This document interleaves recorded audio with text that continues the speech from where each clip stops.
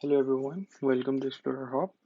In today's work example, we'll be looking at this question where we are given two triangles, triangle ABC and triangle PQR, and we are told that they both are similar to each other, and we know that the angle ABC is 37 degrees, the angle BCA is 84 degrees, the length BC is 21, the length QR is 3, and the length PR is 7.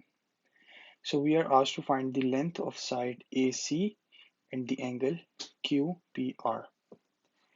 Now the first thing that we should definitely do is we should try to fill in the angles in in the triangles with the help of the similarity rules.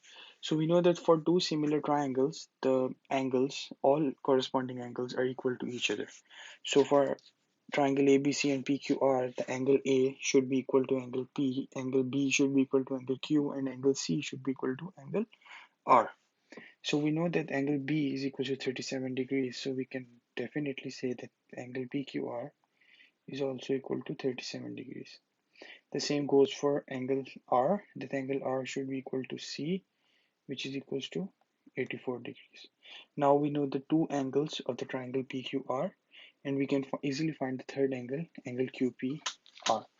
So if you want to write it in algebraic form, we can write the angle QPR plus 30 plus 37 plus 84 is equals to 180. Basically, the sum of all three angles of a triangle are 180, which we know. And solving this, we would get QPR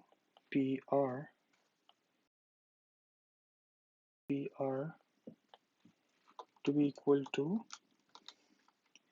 59 degrees. We were able to solve one part of the question, is finding the angle. Now we need to figure out how to find the length of the side AC.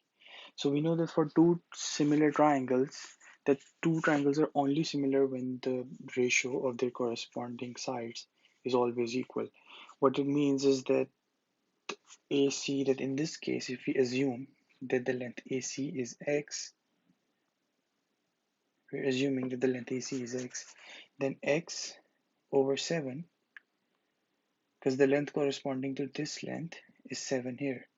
So x over 7 would be equal to the ratio of this length and its corresponding length in the other similar triangle, 21 over 3.